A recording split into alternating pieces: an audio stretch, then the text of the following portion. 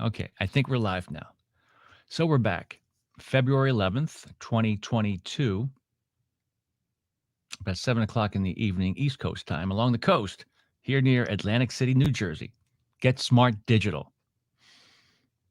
Yeah. So we're testing out some new connections, some new streaming software. It's browser-based software. So we've tried Melon so far, Restream, and of course, StreamYard. Because we work on a Windows machine, we can't use Ecamm. I think Ecamm Live is one of the best, if not the most popular. Now we're talking about browser-based. Anyway, I'm getting off track. So yeah, I'm the guy, yep, who talked about hyperlocal. And I thought to myself, is there anybody in the newspaper or local media industry doing a web-based community live interactive webcast talking about issues, about challenges, success stories when it comes to, turning your newspaper or your radio or your TV station into a online entity, how to leverage all your platforms? I get the sense that the industry is still behind a lot, unfortunately. Not as nimble is what I'm saying. Not as nimble, but still in a great position. So I was digging up some old slides. I was saying, "Hey, remember, one of my friends in the industry, Mike Blinder." I go, "Mike, one day we can do a webcast together, and we can go back into our old slide decks and see whether the stuff we talked about in regards to the future of newspaper and the internet. Let's see if any of that stuff came true." So I kind of dug up some slides. I think that would be pretty interesting. Oh, yeah, and by the way, the websites I've been doing for the past 10 years, hyperlocal news sites, Down Beach Buzz, AC Primetime, and Brigantine Now, all around the Atlantic City region, all WordPress based. A lot of audio and video, imagery, low cost, impactful, mobile friendly, all that. Bit disruptive, uh, uncomfortable. I get to, take all those municipal meetings because now a fair amount of the local municipalities stream their meetings, whether it's the planning board or the city council or the commissioners, or very few down here do the school board. Nonetheless, it's great news. So I would basically take that video and stream it and share that clip with thousands of people that subscribe to our newsletter and our website. One of the three, and these are markets, one after another. It's like a good footprint, is what I'm saying. Yeah, I bit off too much, but yeah, I started with Brigantine Now, then I did AC Primetime, and now I put a lot of time into Down Beach Buzz, covering Ventnor, Margate, and Longport. There are towns right next to it, adjacent on both sides, adjacent to Atlantic City, right along the coast. Okay, so getting back to why I'm testing this is because I believe that there is a growing need. There is a need right now, but I'm not sure who's fulfilling it. Do you have to spend a lot of money to go to a conference, which I encourage you? The conferences are great because you have face to face, but who's doing stuff online to be the go-to destination to discuss these issues, share best practices? Hyperlocal strategy. We could talk about all these fun topics like Alden Global Capital. Yeah. Lee Newspapers, Lee Enterprises. Is local media still lost? I can open up this PowerPoint a little bit too. Are you doing watchdog journalism, or are you just replicating what's happening at the national level, you big dummy? Podcasting, are you doing it the right way? How's it sound? I've been trying to listen, and I'm not sure if local media is doing it the best possible way. Not many doing. I don't think they're doing great stuff yet. They're experimenting with video streaming, webcasts. I don't know. Agency services like building websites for clients, or doing their email or their social media. Is that working out in the local media space, newspaper, TV, and radio? Are they still relying and over reliant on cost per thousand, the CPM trap? Are they over reliant on Google AdSense or other third party networks? Are you taking full advantage of remote content creation? Lower your cost. make it real easy to create content remotely. So and these webcasts that we'll do, I'm just testing out some software. We'll talk about. I have tons of pictures from the past 10 years. We'll do some story time. You know what I'm saying? So let me go back to the other slide. I thought this is the kind of stuff that could be interesting. It could make me look really, really smart and brilliant, or it could make me look like a clown, which, could be easy for me. So this is from May of 2011. So it's about 11 years old now. This slide deck, this presentation I gave at WBEZ, and I can't remember exactly where that is. But as you can see, my talk was about digital competitors. Who are they? What are they doing? How best to beat them? So I'll just show you a few slides to give. I really want to see whether or not the stuff I was teaching when I was traveling the country and doing seminars and webinars and one-on-one training and all that. I wanted to see if some of the stuff I made up back then, panned out. You know what I'm saying? Okay. So online programming and content. So what's more important, focusing on online programming and content and then look for revenue models? No. You might think that's a good idea. Create a whole bunch of content and then start knocking on doors saying, hey, you want to buy some advertising with this? I would suggest is figure out what the proven revenue models are right now, or e-commerce models, the stuff that's already showing signs of adoption by everybody. Work backwards and then develop content to support that transactional platform and those different revenue streams. Editorial people hate me saying that. That's just the way it is. It's called tough love. The lifeblood of local media, local regional advertiser dollars. So I don't want to get too deep on that, but there's a couple of slides. I made a zillion slides, and it's not like I did this whole presentation. What I do is I have a ton of slides, and I just go to the slides that can help answer a question at that point in time. So if you could see here, I got really into dealing with patch, because patch was really just moving up in the world. But there's other stuff down here, which we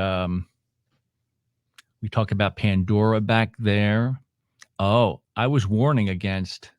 See, I really hate when local media sites, local media properties allow a third party to start a relationship with their local clients. And I kind of, I was beating up on Datasphere. Actually, not beating up on them, but saying, hey, that's a great company. But are you guys sure you know what you're doing? Datasphere was an organization that, took over sales for you, when it comes to hyperlocal websites and web sales. And I would say, well, hey, that sounds like a cool idea. But if you're a local newspaper, local radio station or TV station, do you really want a third party company forming a relationship with your local clients? I don't think that's a good idea. Just don't do it. Yeah. I don't know why I never got invited to many Christmas parties or, I wonder why. So Datasphere, I was big on Datasphere. I'm not sure if they're even around right now. So what they do is they offer quickie hyper-local sites for local TV. No upfront costs, that freemium thing. It's kind of like using Facebook or Google. It's all free, but then you realize, oh no, there is a way that they're getting value out of me. They have a call center. Datasphere has a call center pitching local business using the name of the TV station, the TV brand. Holy crap. And they're doing it from call centers. Holy geez. And 60% of the revenue goes to Datasphere. So they keep the primary relationship with the client. Datasphere also retains advertiser data. They had a directory of people you can call. And they, as you can see, they put it right there on the website, WTSP 10 News.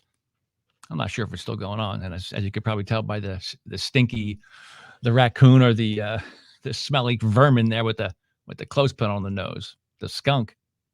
Not a big fan. He thinks it stinks outsourced local sales. Just don't do it, you big dummy. How to win. What can radio do to win that others can't? Okay, what's radio's USP, the unique selling proposition? Well, superior local reach. Yeah. Feet on the street. Trust and brand familiarity, client relationships, local content creation and curation. This is 10 years ago. I don't know if I would make the slide exactly this way. Well, I basically was talking about how old school media like radio can take advantage of all these new digital tools. 1 + 1 = 3.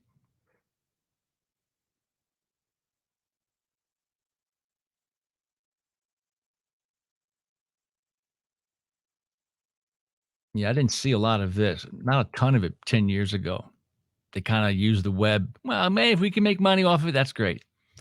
It wasn't it wasn't a must. It wasn't a mandate that they must run it like a business. They have to figure out who the competition is and what they do, and then you gotta leverage digital. This is 10 years ago. They're still trying to work on it today.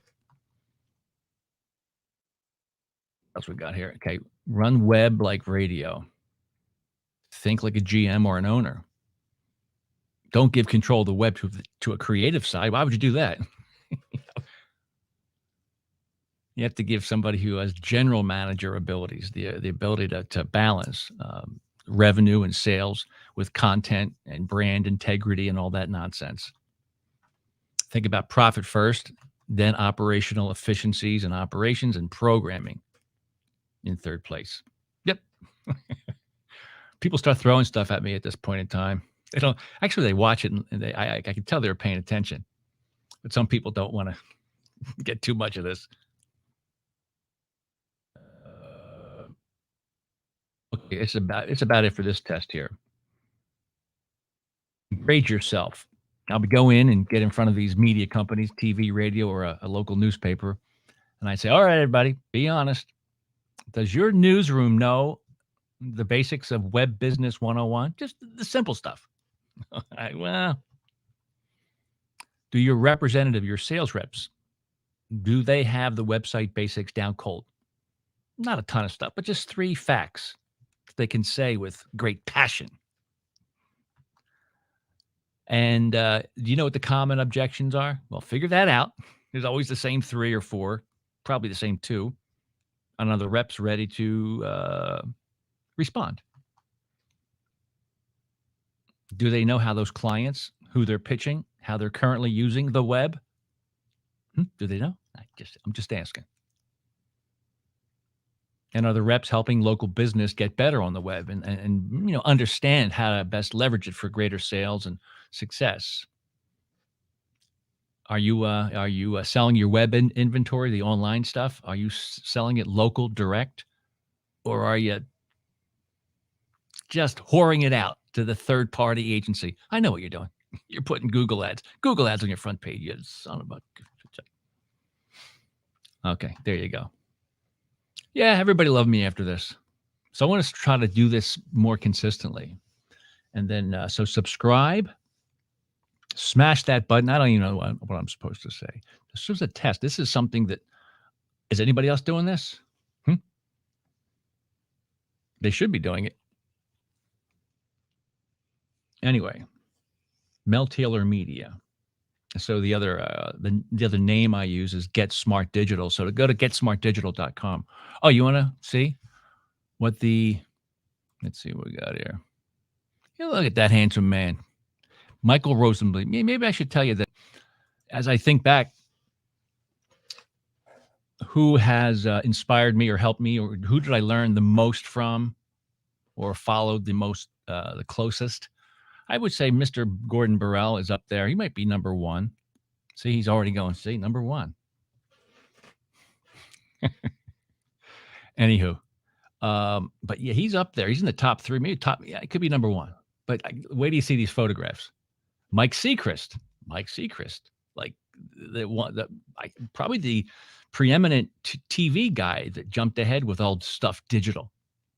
Mike and I would go on road trips. We'd be, just moving and shaking and wheeling and dealing. They found us in a pit on the side of a road in Nashville one morning, but we knew we had a good Friday. We closed a lot of deals. Mike's a wild guy. He really is. Stupid. Michael Rosenblum, a lot of F-bombs. Great speaker. Rosenblum TV. Backpack journalism. You don't need a big stupid camera, you son of a. He would teach everybody, listen, use these small digital tools like an iPhone camera or the other small devices. So Michael Rosenblum is definitely in that top tier of who influenced me the most and who still is relevant today. Who called it, basically, who was pretty, they were able to prognosticate properly. Okay. And this guy, so this is, where the hell was this? I don't know, but Jeff Jarvis with NYU, right? He's an author, a blogger, and a guy that was able to type a blog and speak at conferences in a very intelligent way in regards to the internet. But over time, I think he stuck to his editorial roots, and it kind of, well, anyway, this is an event where I wanted to meet Jeff, and he goes, "Oh, I want to know more about you there, Mel." He goes, "What's your website?" And I go, "Oh, shit, I don't have a website." This is 2007. The very next day, I started a WordPress.com website where I blogged about how awesome I was with solving digital problems. But Jeff's a good guy. Gary Ganaway. The only problem I have with Gary Ganaway of World Now, he hired me. All of a sudden, he went down on my rung of, what the hell are you doing hiring this guy? But it was good working there. A network, we sold a network of online TV stations, World Now, a couple hundred, I think, right? He cobbled together, brought all those TV stations, and he sold the network to the agencies, whether it was in New York City. I would go up to New York a lot and sell agency. It's pretty cool. This is right before, I'm not sure what this was, but Gary's intrigued by me, isn't he? Whatever. So, and then, I want to, in this podcast, this webcast, I think the title, Hyper Local News and Wawa, who knows, but I'll figure something out. But it's going to be really, I don't think anybody else is doing something like this, but I got a lot of other crap up my sleeves. Mm-hmm. All the stuff I wish I could say all the time when I had the opportunity to speak at conferences. just yeah, it's that guy. Oh, I remember that guy. Oh, I remember what he said in front of hundreds of people. Damn him. Now he's on his interweb thing, and he's saying that John Malone might kick Brian Stelter out of CNN. John Malone might take CNN and totally blow it up, and maybe take it back to its roots, where it was a more straight down the middle news outlet. It really was a big name back then, CNN, wasn't it? But they're getting ready to be merged or swallowed up by Discovery. And John Malone, he has made it clear he wants to clean house somewhat, and he's already started. Right? Crazy. But yeah, he wants to take CNN and bring it back to whatever the middle is, whatever that might be. But he doesn't want to, who knows? But that's a big news story. Yeah. And that's the kind of stuff we want to talk about. Yeah. All right. Whatever. So anywho, just to prove what the hell am I doing all this stuff? So for the past 10 years, I've been working on these hyper local sites powered by WordPress, taught myself WordPress. And I got started back in, I think, 2011, right as Hurricane Sandy was about to hit the South Jersey shore. Specifically, I think technically it landed right where my family had a house in Brigantine, which is right next to Atlantic City. And at the time, I was training local newspapers on how to use the web and how to sell ads and how to explain what an ad looks like. And I figured instead of just talking about it, let me build a fake website and show the reps while I'm training them where this ad would go, or how big is it, or how to explain the site, how to explain what navigation is, or the scroll, or things like that. So I built a site called Brigantine Now. When Hurricane Sandy hit, I go, maybe I should give it a shot and see if I can turn it into a real news site that everybody came to, because I had an aggregate of what's breaking news with this big, massive hurricane that was flooding out all these South Jersey shore towns. Anyway, I'll get into that next time. But this is Down Beach Buzz, a couple of towns down the South Jersey shore. And I do a lot of poppy graphics. I try to spend a fair amount of time making sure it's search engine optimized, a lot of imagery. I try to be a crazier version of the local newspaper, but still fact-based. I have a lot of video and audio stuff that, is pretty crazy.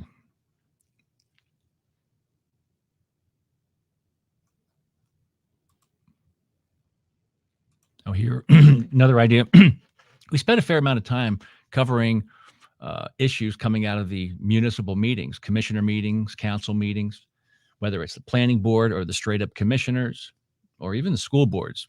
Those meetings are, well, they don't really stream them online, which is not good. But anyway, some local towns at least provide great audio feed, and some do with video, like Margate here having an issue, and it's very impactful.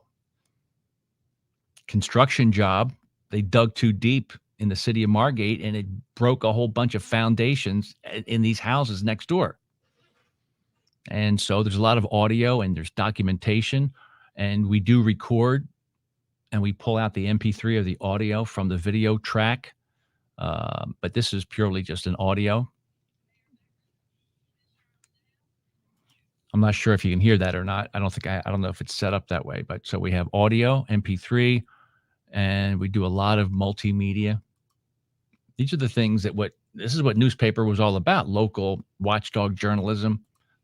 Instead, too many newspapers and even radio stations, they're trying to, they're focusing elsewhere. It's time to come back to your neighborhood. And it's more than just a slogan about hyper local.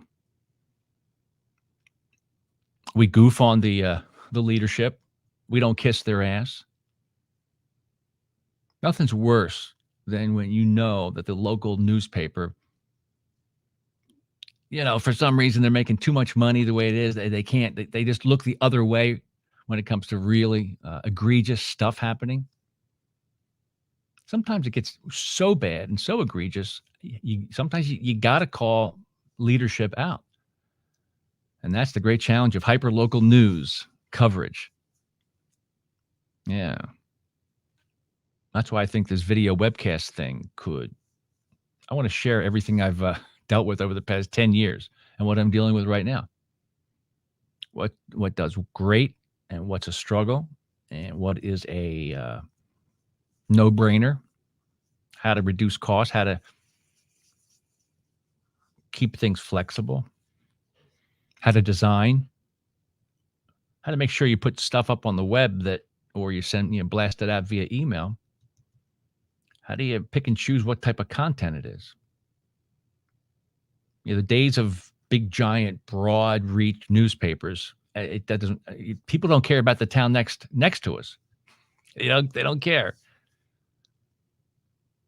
Not good having a newspaper covering too large of a footprint. That's why these hyper local sites, you can't have them too small. The hyper local websites, you got to have enough coverage. It has to be big enough, I think, but you don't want to get too big. You want to make sure whatever your footprint is, it all works together. All those little townships or towns or whatever they are, but they all work together. Too broad, and then you dilute it. People don't care. I'm not driving 20 miles over there or 10 miles over there to do that.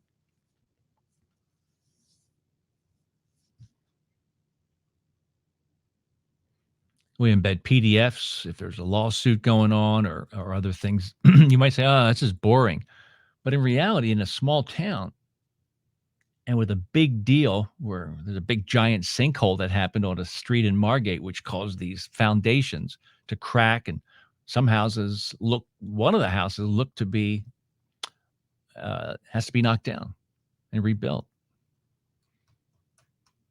And so the ability to do this on a shoestring budget, I have seen that happen because because I don't want to spend a lot of money. But WordPress is probably the platform that everybody should consider, and some of the other bigger companies are using the WordPress open source platform and building upon it, which is fine, totally fine. Yeah, so basically, anyhow. Do a lot of email. We do a lot more email events. And then, of course, a lot of comments come in.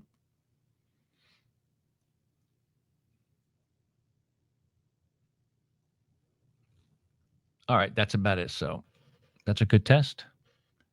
Let me see if this works. I want to say that I am not aware of what Mayor was talking about. All right, I'm not sure if that works. All right, thanks. And that is the end of this particular broadcast on Feb 11, 2022. And that is it for right now.